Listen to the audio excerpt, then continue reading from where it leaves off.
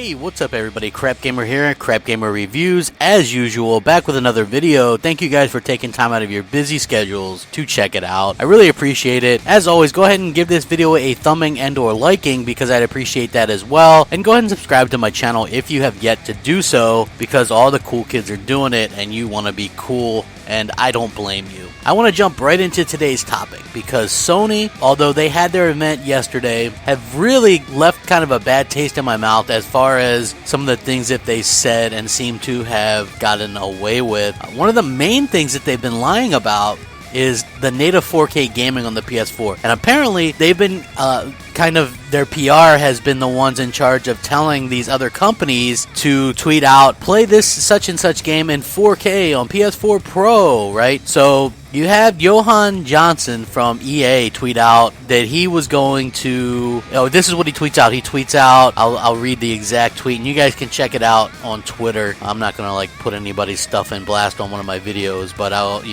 his name or what have you like that. You guys can check it out. He's a public figure. Johan Anderson is his name on Twitter, and he says Mass Effect and Frostbite in 4K, HDR sweetness on the new PS4 Pro, right? And then somebody asks, native or upscaled 4K? And then he responds, neither, custom. And those are quotes. So he just got done saying Frostbite in 4K and HDR on the PS4 Pro. When asked native or upscaled, he said neither, custom. So how is that 4K? It's not. That's the answer. And how, you either have 4K natively or you have it upscaled. That's all there is to it. We also had heard from Rise of the Tomb Raider developers that Microsoft would have, or that Sony would have a 4K version of Rise of the Tomb Raider. So one of the developers who goes by B. Sternberg on Twitter says, correction, Rise of the Tomb Raider uses higher res and upscale. It was Sony's PR that purposely and ambiguously suggested 4K native without actually stating it. It's going to use, so they're just going to be doing 1080p 30 improved and 1080p 60 standard. So that's the real options, and then it's going to be upscaled to 4K. Watch Dogs developer, or the Watch Dogs official Twitter said, data leak, Watch Dogs 2 will support 4K resolution on PS4 Pro starting day 1. But this is very misleading again, because when you look further into it, it's not native 4K.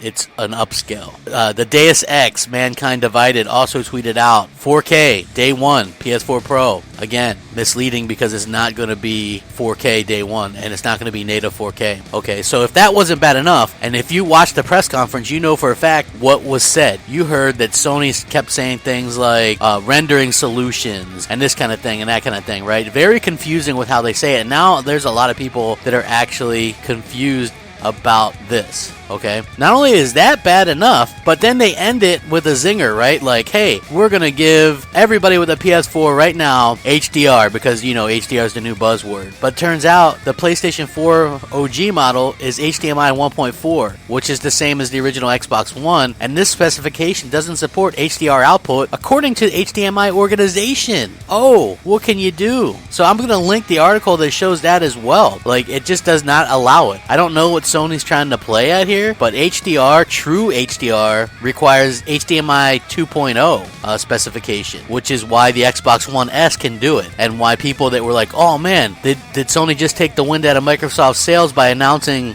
HDR support even for the older ones? It's not true HDR because you need HDMI 2.0. You can't update the hardware with a software update. It's impossible. If you have a USB 2.0 and you need a USB 3.0, I can't just software update it to 3.0.